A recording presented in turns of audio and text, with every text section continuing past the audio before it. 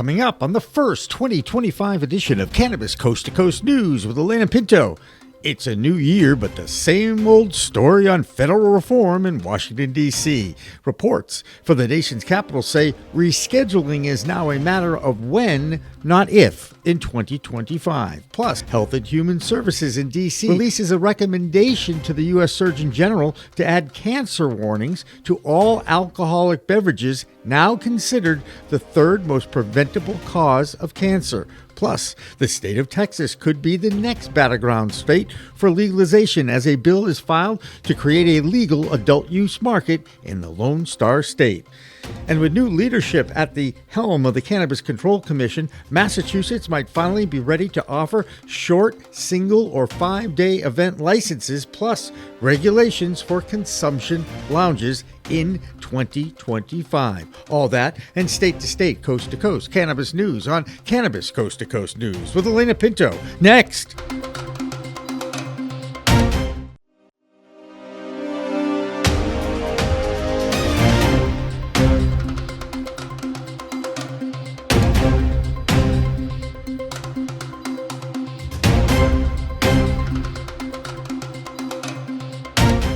Hi, everyone. Happy New Year. Welcome to the first 2025 edition of Cannabis Coast to Coast News. I'm Alaina Pinto. If you want documentation of the fight to end cannabis prohibition over the past 4 years, download the PCM TV app today. Just scan the QR code and you can get our news show every Monday morning. Okay, first up. What is going on in Washington, D.C.? It's the final days of the Biden administration, and the great unknown is what will happen when Donald Trump moves back into the White House and the GOP controls both houses of Congress. Is federal reform or descheduling dead? Will legalization ever become a priority amongst this session of Congress? And can lobbyists and representatives get reform to be more of a priority? One more note from Washington, D.C. The DEA is getting ripped by NORML for delaying the release of the end of the year U.S. cannabis arrest records for possession crimes. For decades, that agency releases that information to track the practices of law enforcement during this time of reform. However, the last report was released in May of 2023. Deputy Director of NORML Paul Armentano shared the frustration of his agency in a blog post that said, at a time when voters and their elected officials nationwide are reevaluating state and federal marijuana policies, it is inconceivable that government agencies are unwilling to provide data on the estimated costs and scope of federal marijuana prohibition in America. Here's the latest. On the hemp industry landscape, the 2018 Farm Bill has been extended again, maintaining federal protections for hemp. However, the industry faces a complex regulatory environment, as many states have implemented their own restrictions. The original bill, which expired in 2023, left a legislative gap that neither Republicans nor Democrats successfully filled with new proposals. This vacuum has shifted the focus to state-level actions. Lawmakers across the country are now addressing what's been termed a loophole in the 2018 bill. This has allowed for the sale of intoxicating hemp-derived products, including Delta-9, THC gummies and drinks, as well as novel cannabinoids like Delta-8 and Delta-10 THC. Both hemp and cannabis industry stakeholders are closely monitoring these developments as the regulatory landscape continues to evolve at both federal and state levels. The future of hemp-derived products remains uncertain as legislators grapple with these complex issues.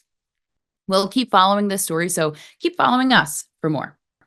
In California, the largest cannabis real estate group, Innovated Industrial Properties, is claiming that multi-state operator PharmaCann has defaulted on rent leases in multiple states. The totals of those rent defaults adds up to $4.2 million in past due rent. Another example of the challenges the overregulated industry faces. Well, now let's check in with our California correspondent, Dina Nagib, who visited Woody Harrelson's Cannabis Social Club in West Hollywood, California. I, Dina Nagib, Principal Consultant of Grass Goddess Consulting, reporting as California correspondent for Cannabis Coast to Coast News. I'm here at the woods of WeHo with Brian Holler. Hey everybody, how's it going? Hi Dina. Brian Holler with Beard Bros. We met here at this consumption lounge, and we had a change in the law. Brian, do you want to mention what's different here today? Well, I can enjoy some delicious food with my flour and my beverages. So, and beverages are new too, aren't they? Yes. So there we go. You can get coffee and water and all sorts of fun stuff as well, in addition to enjoying your lovely flour. At the end of last year, we were actually able in California to pass a bill to allow not only consumption of cannabis, but also food and beverage. Yep. And we have been enjoying some today of all three, as you can hear from me, but it's been great. The Woods West WeHo is a fantastic spot. And, it's always lovely. It's a great environment. Always fun to be here. And that's it. Thanks for joining us. As we look back at the year that just ended, many professional sports leagues and the NCAA have eased up on their cannabis regulations. The NFL has lowered fines for positive THC tests, and the NCAA has completely taken cannabis off their list of banned substances. This is just another example of the easing of the stigma on cannabis. Another case in point is the playing of a college bowl game sponsored by Snoop Dogg's alcohol company, Gin and Juice by Dre and Snoop. It was called the Arizona Bowl, and our Arizona correspondent, Karen Black, has more from her state.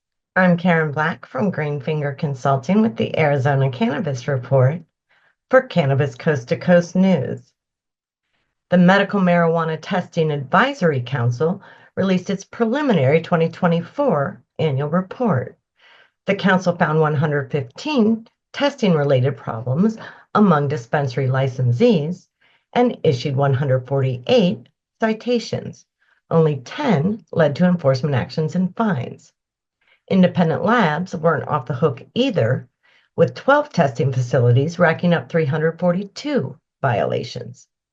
3 labs were penalized and fined, and some cases are still ongoing. Most issues for dispensaries and labs were resolved with corrective action plans. The most common problems? Not following the rules for collecting samples and labeling products, and a few places were slacking on their inventory control. As for recommendations, the council suggested banning MCT oils in vape products and requiring testing for specific terpenes in products that claim to have them. They'll update the report with data through December 31st when it's available. Arizona's cannabis sales continue to slide. We've seen a significant contraction with a 20.4% drop compared to last year and a 3.3% decrease month over month. This is a steeper decline than what's happening in other states like California and Colorado, where sales are also down, but not as dramatically. While December's figures aren't in yet, total sales for 2024 are likely to fall short of 2023's $1.4 billion. Key factors contributing to the market softening are increased competition, oversupply, falling prices, an increase in non-license holding cultivators, and general economic pressures. The High Times Cannabis Cup is returning to the Grand Canyon State, and for the third time, the competition is open to the public to judge. Here's what you need to know. Product submissions will be accepted at Mint Cannabis in Guadalupe, January 8th through 10th.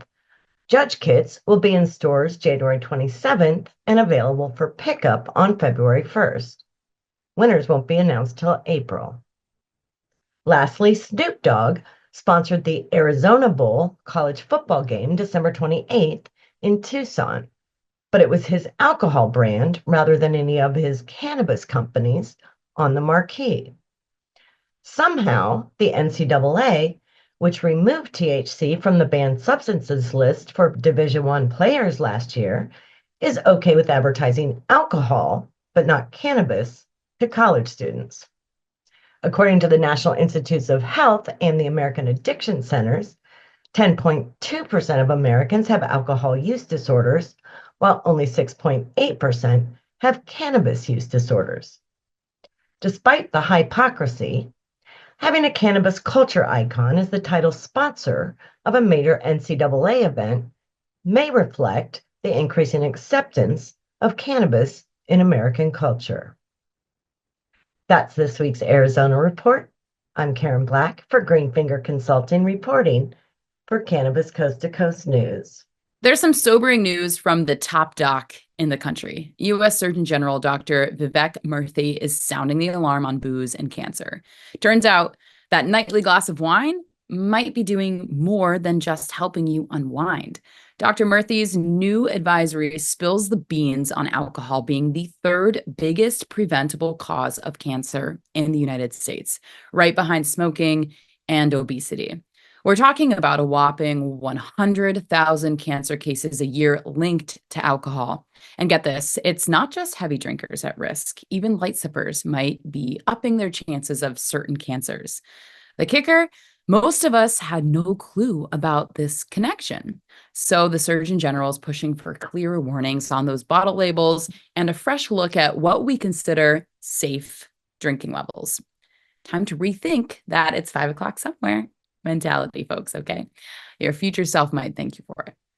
Stay tuned for more on this developing story. But in Virginia, the new year is off to a great start on the reform and educational front, as Joe Parsons explains. I'm Joe Parsons with the Virginia Cannabis Connection, and this is the Virginia Cannabis Report on Cannabis Coast to Coast News. The New Year's Eve in the Commonwealth started off with a tweet from Virginia marijuana regulators that said, "Planning to get higher than the Times Square ball this New Year's Eve? As you gear up for the countdown, don't forget the ultimate party essential, a sober ride. A safe and sober ride is something we can all toast to." The Virginia Cannabis Control Authority and other cannabis regulators have made sober driving a priority with their award-winning advertising and cannabis awareness campaigns. And as of this recording, and according to a statewide DUI search for the new year, I'm happy to report that total DUIs were lower than last year, and even lower numbers of cannabis-related DUIs as well. So it appears their approach is working, and is proof that education about smart consumption really pays off. In other news, the new year's off to a good start for cannabis issues. The Virginia State Crime Commission's Deputy Director, Colin Dragbert, presented a report to the Commission's General Assembly members containing policy recommendations for the 2025 session. One of the 22 issues in Dragbert's report was sealing past simple marijuana convictions and offenses. This would allow people to seek better employment and pursue opportunities that can sometimes be closed off due to the stigma that still remains towards cannabis patients and socially responsible adults. With the apparent support for easing restrictions from the new president-elect, it may even be possible to get legislation that last session was impossible to get past the governor's desk to be signed into law. I will keep you up to date on all this, as this is an ongoing development. So, that's going to do it from this week for the Virginia Cannabis Connection and reporting from Cannabis Coast to Coast News. I'm Joe Parsons. Until next time, stay lifted. A University of Michigan professor is looking at the use of alcohol and the near daily use of cannabis among young adults. In a federally funded study authored by the University of Michigan's Megan Patrick, she called her study of about 20,000 people monitoring the future. Her conclusions are that young adults in the 19 to 35-year-old age bracket are 3 times more likely to use cannabis daily than alcohol. When it comes to all things in Michigan, we look forward to hearing from our Michigan correspondent, Amie Carter, who is featured in the Courage in Cannabis book series by Dr. Bridget Williams.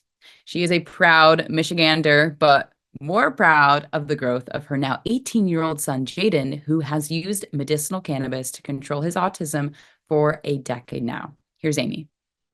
I'm Amie Carter with Michigan Weedsters for this week's Cannabis Coast to Coast News. This week, I am celebrating my son Jaden's 18th birthday, a moment that feels monumental after navigating the complexities of autism, ADHD, and oppositional defiant disorder. As a single mother, I faced overwhelming challenges that often left me feeling like I was in survival mode. When Jaden was diagnosed, our lives turned into chaos. I often found myself physically restraining him to prevent harm, and it broke my heart to see him struggle. Everything began to change when I discovered medical cannabis. After thorough research and some initial hesitation, I decided to give it a try.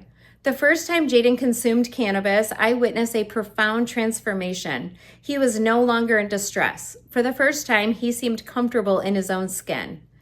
This alternative treatment not only improved his mood and reduced his aggression, but also enhanced his cognitive abilities, allowing him to learn and grow in ways he had previously struggled with. It was like a light bulb turned on in his mind. Today, as I celebrate Jaden turning 18, I reflect on the milestones he has achieved, milestones I once thought were out of reach.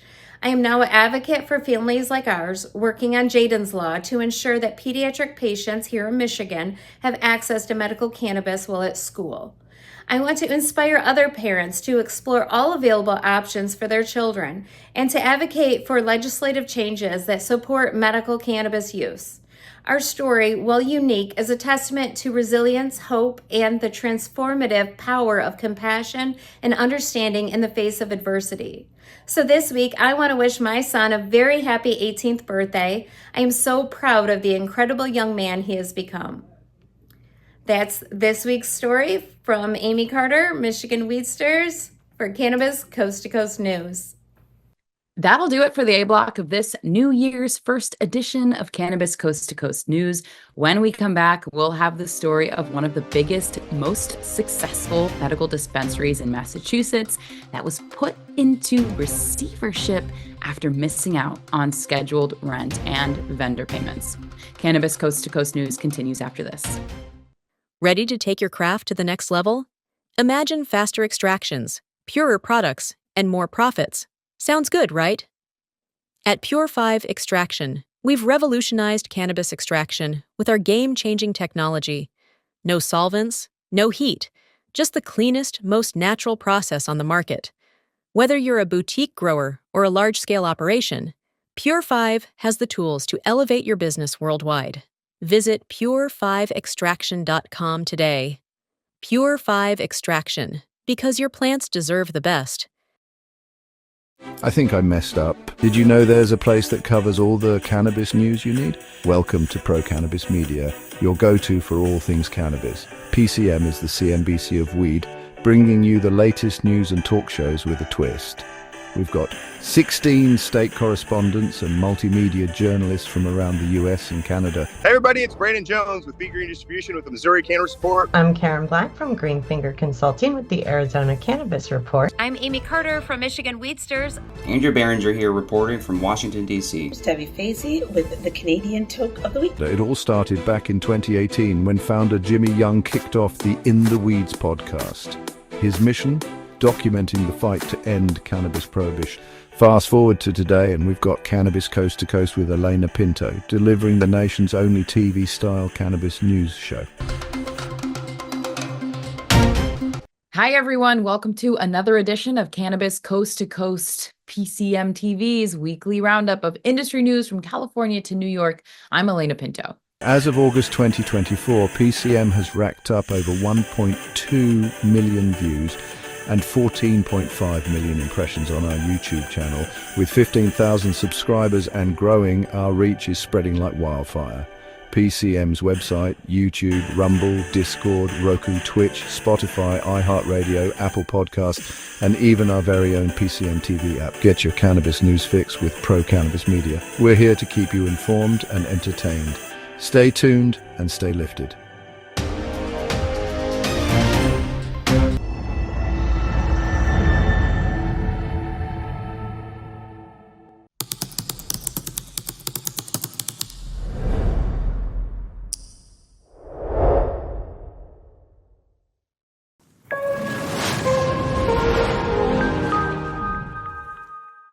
Welcome back to the B block, or second section of Cannabis Coast to Coast News. I'm Alaina Pinto. The Commonwealth of Massachusetts was the first state on the East Coast to legalize the adult use of cannabis by ballot question way back in 2016. Part of that original ballot question was the intent to create social consumption lounges. And 9 years later, the Cannabis Control Commission might be ready to make some rules and regulations to make that a reality in 2025. While the commission has set up some guidelines for those new initiatives, it is still a long way from becoming reality. That regulatory board is trying to figure out the right combination of rules that will protect public safety while still providing the struggling industry an opportunity to expand to some new revenue opportunities. Now, this is a market that passed the $7 billion mark in sales last month since its inception in 2018. There have been over 50 closures, though, of dispensaries over the past few years, and yet there are still hundreds of applications in the licensing queue. One of the oldest, most well-known dispensaries and wholesalers in the state since its inception was Revolutionary Clinics. After an entire grow had to be destroyed because of contaminated soil, more than half of the staff had to be laid off 2 years ago. And now Rev Clinics is in receivership. At one point, they had 3 vibrant medical-only dispensaries with over 400 employees, and now their doors are closing. The beleaguered Cannabis Control Commission has named a new executive director for the second time in a month. The first candidate accepted and then changed their mind, and now former Holliston Town manager Travis Ahern will take over. But now let's get back to our state correspondents and check in with Tina Tasaka, who covers Nevada and the tribal nations in the cannabis business. I'm Tina Tasaka with 420 Technologies, and this is the Nevada and Tribal Nations report for Cannabis Coast to Coast News. U.S. Representative Congresswoman Dina Titus, Democrat Nevada, has been named co-chair of the Congressional Cannabis Caucus, a bipartisan group addressing marijuana issues that has been around for 8 years. She aims to push for federal recognition of the cannabis industry, which is legal in 24 states for recreational use and 38 for medical use, including Nevada. Key priorities include tax fairness, banking access for cannabis businesses, and addressing restrictions preventing Veterans Affairs from recommending marijuana for treatment. Titus also advocates for more research, urging universities to study cannabis without fear of losing federal funding. She seeks to reform marijuana's outdated classification as a dangerous drug. The 29 Palms Band of Mission Indians has expanded its cannabis operations with the opening of its third Red Falcon tribal dispensary in Yucca Valley, California, highlighting ongoing growth in tribal cannabis enterprises nationwide. On December 7th, the new dispensary opened on sovereign reservation land along California's Route 62. This brings the total number of cannabis facilities to 3 for Red Falcon. There is an existing dispensary and consumption lounge at the Spotlight 29 casino location in Indio, which opened summer 2024. And I was there. The expansion comes as tribal participation in the cannabis industry continues to thrive. Approximately 85 tribes are currently involved in cannabis operations through regulation, cultivation, testing, processing, or retail nationwide, according to Mary Jane Oatman, founder and executive director of the Indigenous Cannabis Industry Association. That's it for the Nevada highlights and tribal nations. I'm Tina Tasaka with 420 Technologies and Cannabis Coast to Coast News. 2 months ago, voters in Colorado Springs passed the adult use ballot question, but now advocates are getting restless because the city council there has not done anything to prepare or impose guidelines on next steps. 17 advocate groups, dispensary owners, and others have written a stern letter to their elected officials who have yet to prioritize the will of the people. With more from Colorado, here's Xavier Jaillet. Hi, everyone. My name is Xavier Jaillet, and I am the Colorado correspondent for Cannabis Coast to Coast News. I also serve as a member of the board of directors and the director of the Colorado chapter of the Cannabis Chamber of Commerce, and I'm a non-attorney professional at the McDonald Hopkins law firm, where I provide consulting and advising services to cannabis businesses looking to navigate the ever-changing regulations and challenges present in the cannabis industry. I've got a few stories for you all today. The first of which I want to start with a shout out to Colorado home brand Keef Cola. Keef has been making waves in 2024 with their line of THC-infused beverages. They've been able to successfully grow revenue here in Colorado year over year, and have also experienced great success launching parallel product offerings containing hemp-derived THC. So this is a interesting example of product form growth and how beverages are quickly going to become a dominant product force in the cannabis industry, both because of their ease of access and kind of social effects, right? The ability to consume THC beverages similarly to the way one would consume alcohol.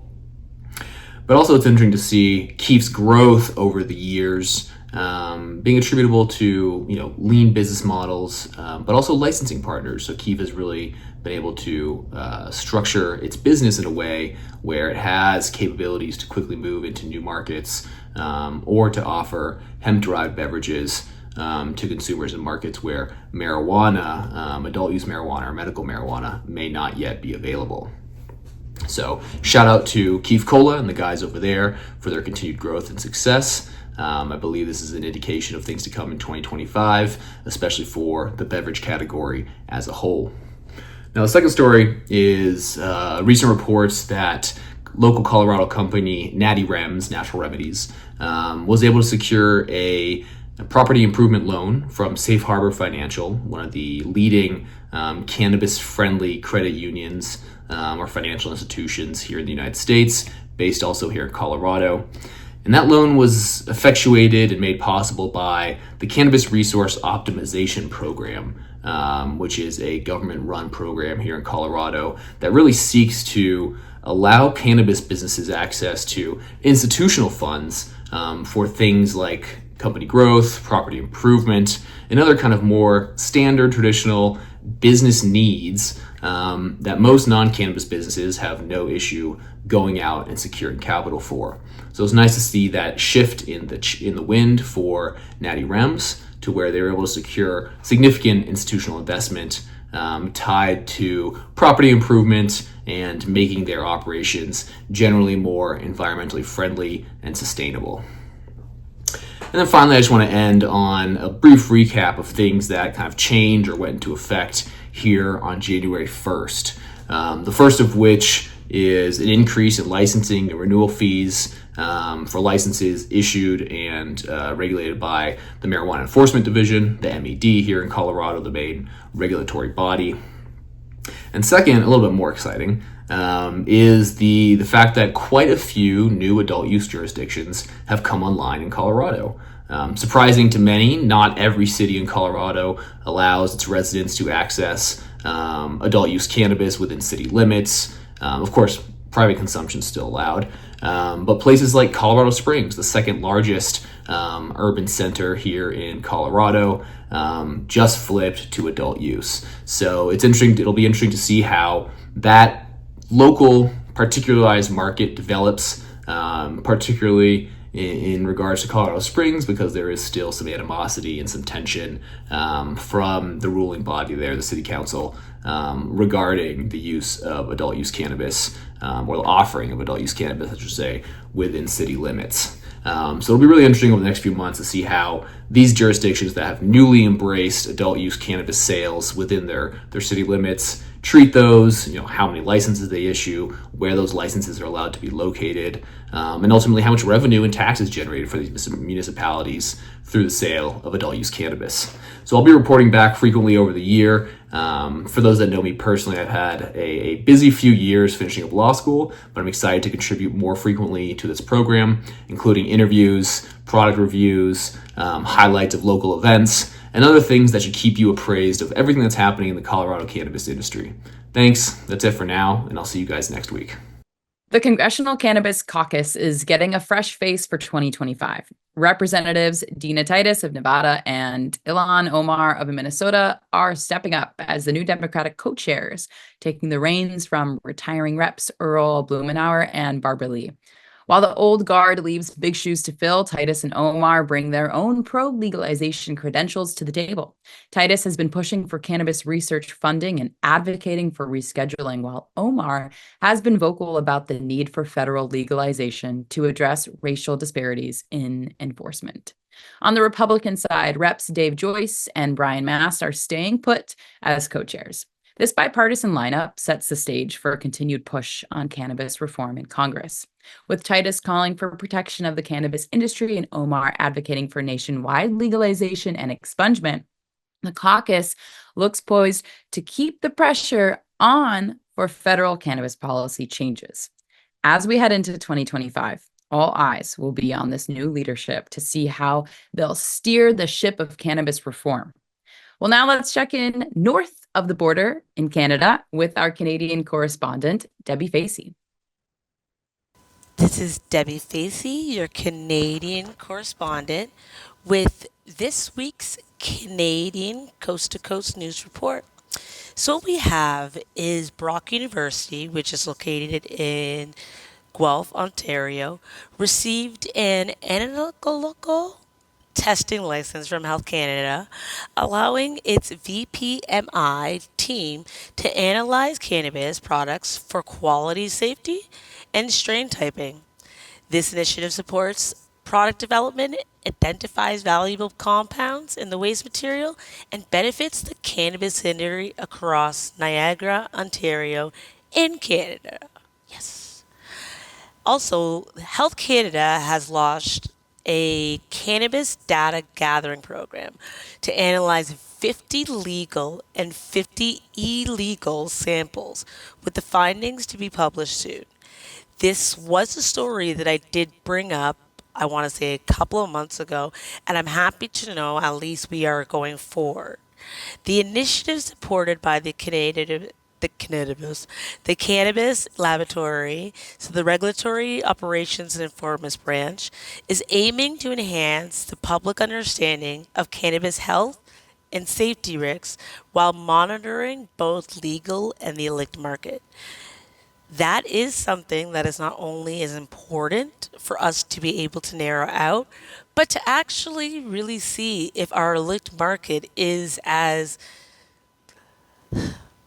unaccountable as they are and have been trying to stay for the last how many years. So once again, let's see what happens. This is Debi with your Canadian Coast to Coast Cannabis News Report. Peace. I'm Doug Miller from High on Wall Street with this week's Cannabis Stock Report for Cannabis Coast to Coast. Happy New Year and welcome to 2025, everyone. Here's what cannabis investors need to know as we move into the new year. While federal policy reform continues to grab headlines, the real action's happening at the state level. Several states are on the brink of major changes in cannabis policy, with Ohio, Pennsylvania, Kentucky, Nebraska, and North Carolina leading the charge towards medical or adult use legalization. These states could be the next big game changers, so keep them on your radar. On the federal front, rescheduling remains a hot topic. The long-awaited reclassification of marijuana to Schedule III, it appears likely under President-elect Trump's administration, signaling a potential shift in federal cannabis policy. And what about banking reform? The Safe Banking Act, it remains stalled. But Trump does support banking reform, so maybe we could finally get this critical legislation signed into law, opening up big opportunities for the cannabis industry and growth in 2025. I see more mergers and acquisitions happening. With increasing competition and financial pressures, this could be the only way some of these big MSOs survive and expand. And another key question, will hemp products continue to thrive under the Farm Bill? If so, we may see MSOs pivoting to explore opportunities in the booming hemp market. And while there's so many unknowns, I believe the Trump administration could bring positive momentum for the cannabis industry in 2025. And that's this week's Cannabis Stock Report, reporting for Cannabis Coast to Coast. I'm Doug Miller. The cannabis landscape continues to evolve across the country, with each state charting its own course through legalization and regulation. Here are a few state updates. In Ohio, the Buckeye State, officially they joined the Adult Use Cannabis Club in 2024 as the 24th legal state. Industry analysts are predicting steady growth as the market finds its feet. Regulators are still fine-tuning the rulebook, especially when it comes to what's on the shelves, and are adding pre-rolls into the mix. Across Ohio's eastern border, the cannabis scene is heating up in the Keystone State of Pennsylvania, but don't hold your breath for legalization just yet. Pennsylvania's lawmakers are still hashing out the details of an adult use framework.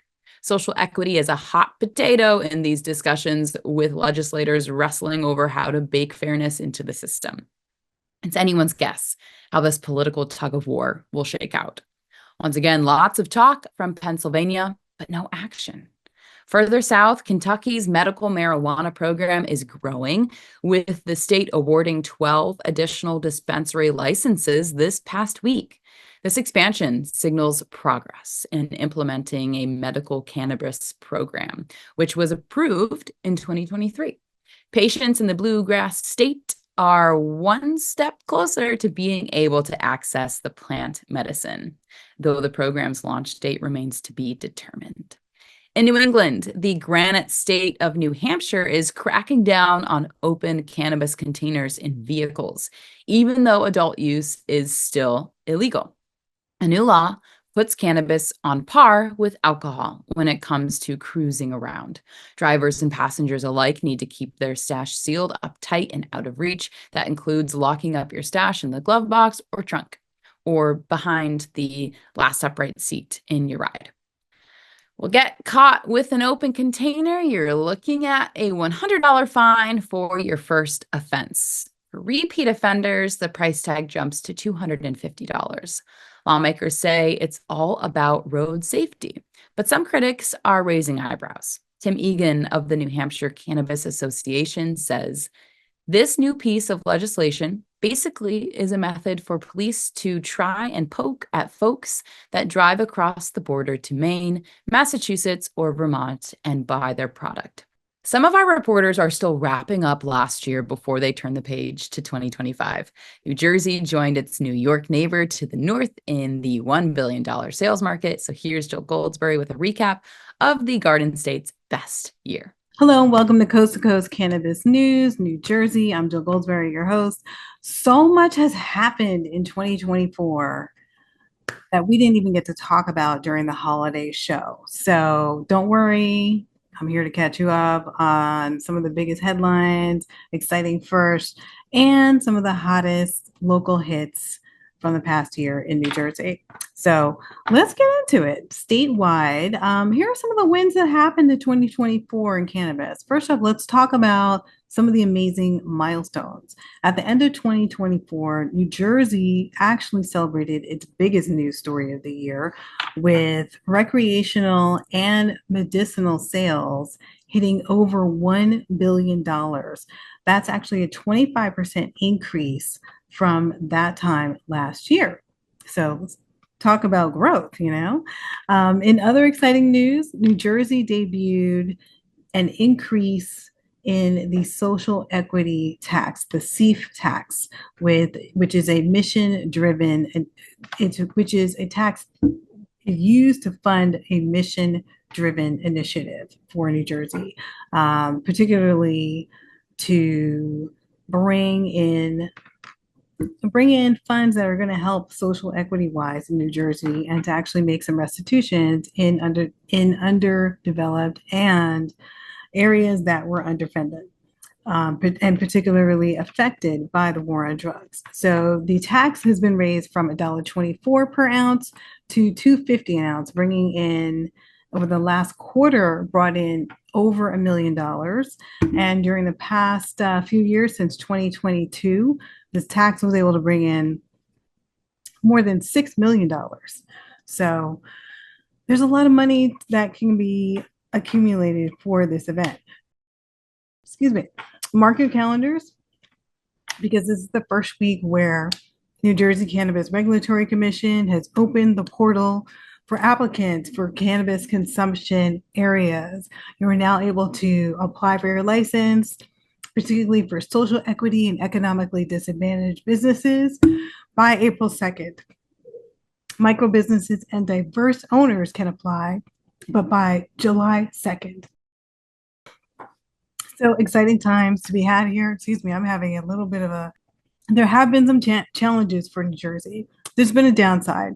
New Jersey remains one of the most expensive states for recreational cannabis purchases, with 3.5 grams going for $60 before taxes, which is quite a stark difference, because in Colorado, one can purchase an ounce for as little as $40.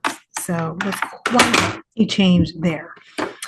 Now let's dive into some of the highlights and first locally.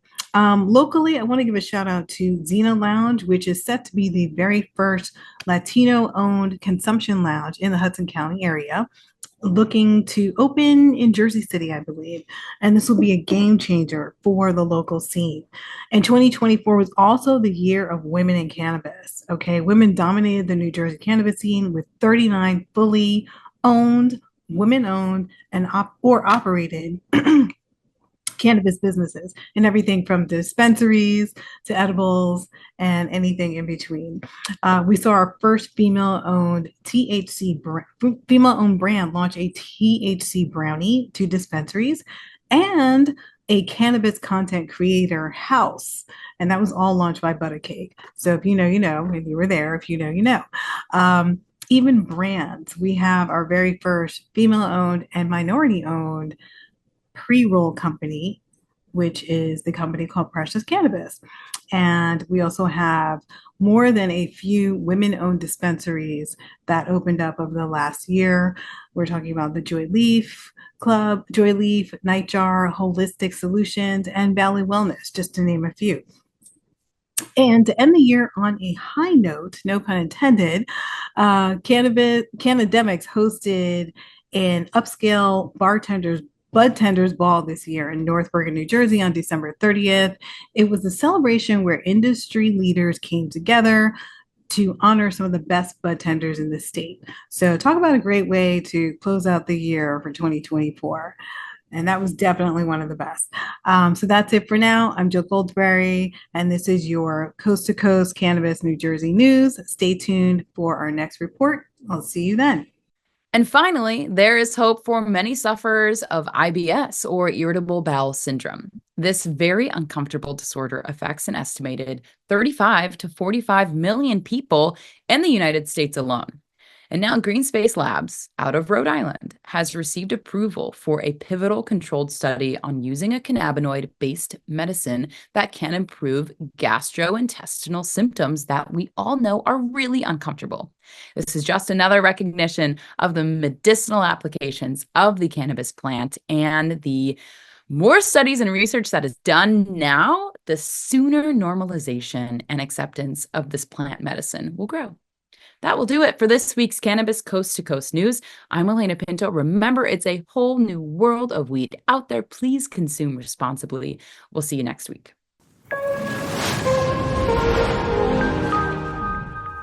In Willow Creek, Rory, renowned for birdwatching, embraced nature's elegance. Preparing for his woodland sojourn, he used grape-focused THC mist from Yellow Labs. Each spritz honed his senses, capturing avian beauty. Immersed in the forest symphony, Rory's lens froze vibrant moments. Emerging at twilight, gratitude filled him for the mist's clarity. Recalling, find Yellow Labs near you.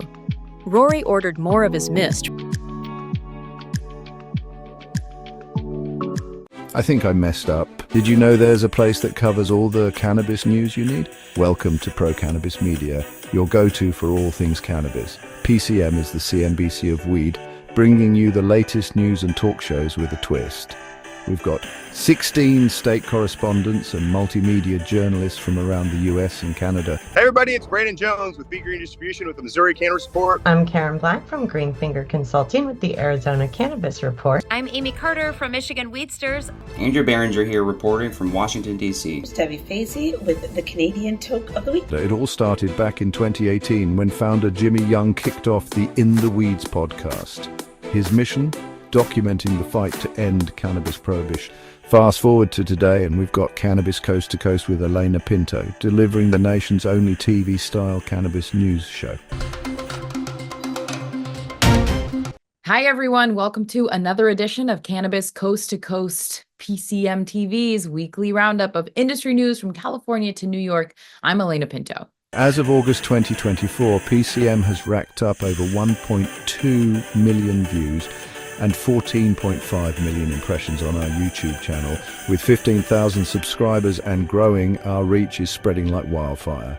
PCM's website, YouTube, Rumble, Discord, Roku, Twitch, Spotify, iHeartRadio, Apple Podcasts, and even our very own PCM TV app. Get your cannabis news fix with Pro Cannabis Media. We're here to keep you informed and entertained. Stay tuned and stay lifted.